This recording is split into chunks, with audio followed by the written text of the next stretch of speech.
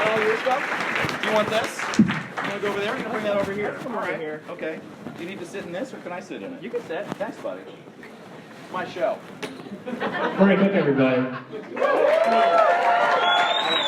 I'm not going to. It's starting maybe. I'm just really hungry.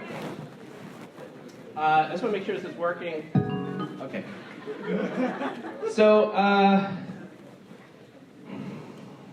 I wrote this. Any prog rock fans in the house? Progressive rock? So 6 people. Okay. This will be fun for everybody. Who was mad when Peter Gabriel stopped being the lead singer of Genesis? Yeah! Those are the people that are going to get. Okay, I'll stand this way. I wrote this after I had a wet nightmare. I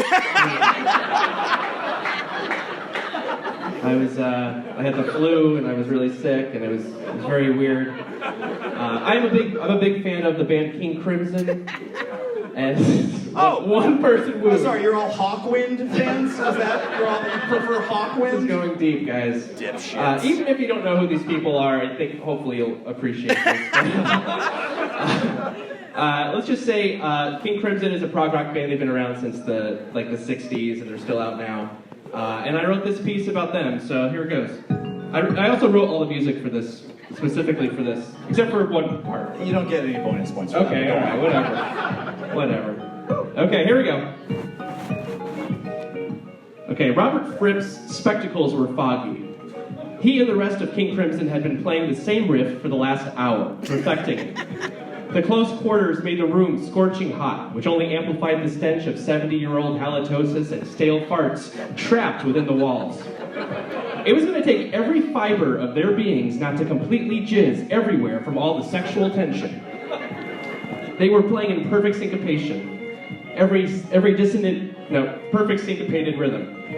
Every dissonant harmony, every unnecessary note that had been crammed into the butthole of whatever musical passage they were playing, it was perfection. Fripp looked at the 3 drummers from across from him in the rehearsal studio. That's right, I said 3 drummers. Fripp's British and mild-mannered boner quivered in his slacks like a plate of aspic. I had to look up what, I was like, there's gotta be some kind of meat jelly. And I looked it up and it's called aspic. You know they have an album called Lark's Tongues and Aspic. They have an album called Lark's Tongues and Aspic, or whatever, okay. As he played feverishly, he reflected on the history of his band. There had been so many eras. King Crimson had more periods than the all-women's Tori Amos tribute choir. But this might have been his favorite. The 3 drummers, all unnecessarily playing the same rhythms on their drum sets, created a cacophony of decibels. 1 drummer would have been okay, 2 drummers would have been interesting, but 3 drummers, thought Fripp. This would make every prog rock music fans have orgasms so intense, their future kids would experience the orgasm, and they would have to be arrested for making their own children come, even if they didn't mean to. World-renowned Chapman Big Stick bass player Tony Levin entered the studio, his bald head shining like a mirror in a JCPenney's dressing room. "Tony," said Fripp, "we've been waiting for you," still playing perfectly without missing a beat. "We must never forget," Fripp quipped. "This music is for our fans who are intelligent and sensitive. Sure, most of them have very bad skin, oily hair, ponytails, but we can change what's inside." The music's complex rhythms multiplied as Fripp tilted his guitar up and into the air and down again, doubling the syncopation, if that's even a thing you can do. Without warning, Fripp, who was already about to nut from all the complexity, cried, "Stop! Let's start a new song. Tony, why don't you get set up?" Fripp excitedly motioned for the drummers to circle around Tony Levin, who was now kneeling. He motioned for them to take their wieners out. There was no time to lose. They had to do this while they were still erect or they wouldn't get the right sound. He instructed them to slap their dicks on Levin's bald head to the rhythm of the song, which was in 7/8.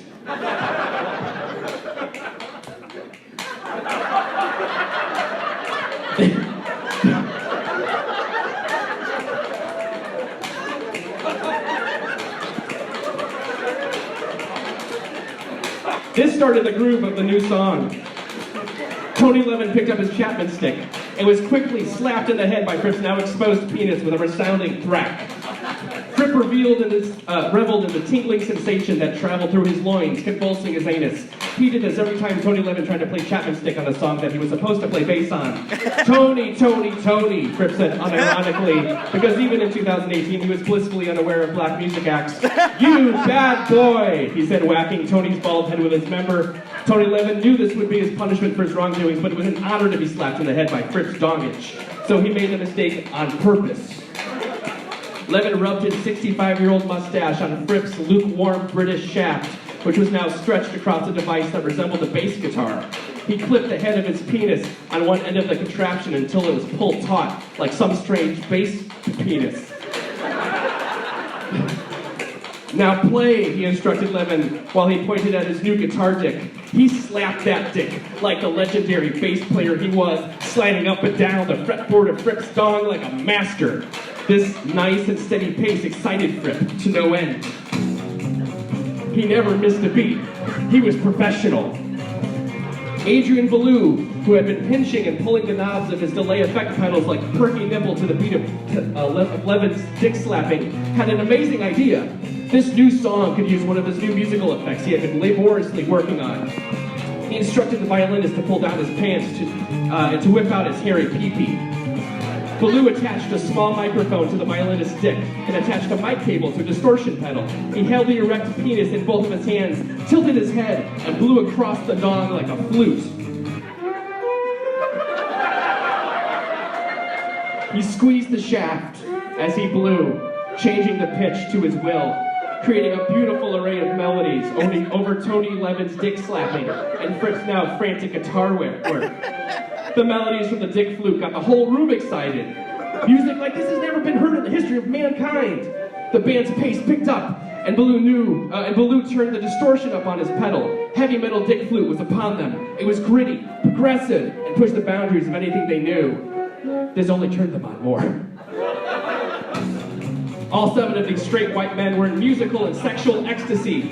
Fripp couldn't wait to debut this new song at the Fox Theater in Oakland later that week.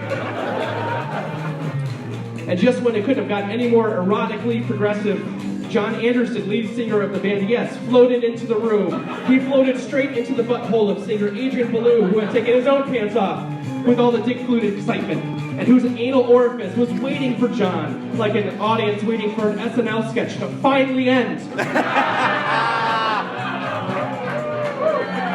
up! Come on! Have some guts. With Anderson's wiener engaged in Belew's anus, he was actually able to sing higher than normal. Afraid that this would adversely affect his singing for good, Anderson nutted quickly in Belew's butt. He pulled out and looked down at his dangling participle, and was shocked to see that it had been so tight in his tiny tush that he had lost circulation in his shaft, and that it had turned gray. Always a positive figure, he laughed at the new color of his dingus and proclaimed, "I see that your butthole's turned my dick all gray, so satisfied I'm on my way." Oh boy, I should have practiced that. Anderson floated out of the room. The song was really coming together, and it was Fripp's hope that all 7 of them would also come together. This was their most erotic piece of progressive rock music, and potentially one of the longest. World-famous music producer and musician Brian Eno poked his head into the studio quickly to take a gander at the new Crimson experience. He really liked what he was hearing, but thought this could go to the next level, so he pulled out his oblique strategies deck, a set of cards that had very different set of vague instructions, mostly harmful instructions. He shuffled the deck and pulled a card out. The instructions said, "Look closely at the most embarrassing details and amplify them." He knew just what to do. He approached Adrian Belew's still exposed buttress, spread his hairy cheeks, and found what he was looking for. Hem-hems, broidies, hemorrhoids. Did I come up with hem-hems? Yeah. Okay. Yep. Adrian winced and was embarrassed that Brian Eno was exposing his hemorrhoids like this, but Eno assured him that this would really take the song to the new level. Eno attached a contact microphone to the general roidal area, and he amplified it to the max, drumming on those hummies like a moody marimba. It really gave the whole song a world music vibe. Gabriel poked his big head in and said, "Did I hear world music?" He lifted Eno's shirt, pulled on his loose areolas, releasing them with a snap every downbeat. Hearing that Peter Gabriel had found something interesting and new, Phil Collins stuck his head into the room. They all turned to Phil and yelled, "Get up, Phil, you wanker!" I can't say wanker right. Forever in Gabriel's shadows, Phil Collins left the room, slamming the door to the rhythm of the drum fill of the song In the Air Tonight, reminding Gabriel that he's done some cool stuff too. Those are door sounds. Can I play it again? All right. This is almost over. I'm sorry it's so long. Trying to wipe out the Collins incident from their minds, the whole room was getting close to the point of pure ecstasy and couldn't contain their yellowing man juices any longer. Snarling and stroking, their receding gums shining in the studio light. At 26 minutes in, they all released their curdling seed in unison.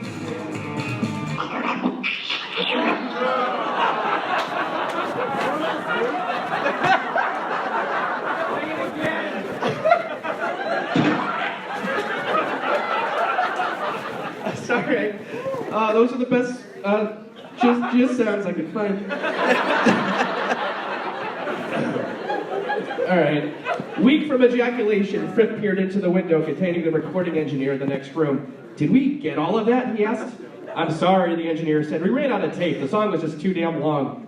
Fripp turned to the rest of the band who seemed shaken with disappointment. "Well, it looks like we'll have to start from the top again and do the whole thing over." With the prospect of reaching orgasmic new levels in front of them, all men in the room proclaimed, "Yes!" At which point John Anderson, lead singer of the band Yes, poked his head back into the room and said, "You rang?" with a smile. The end. Thank you very much. Stargu, ladies and gentlemen.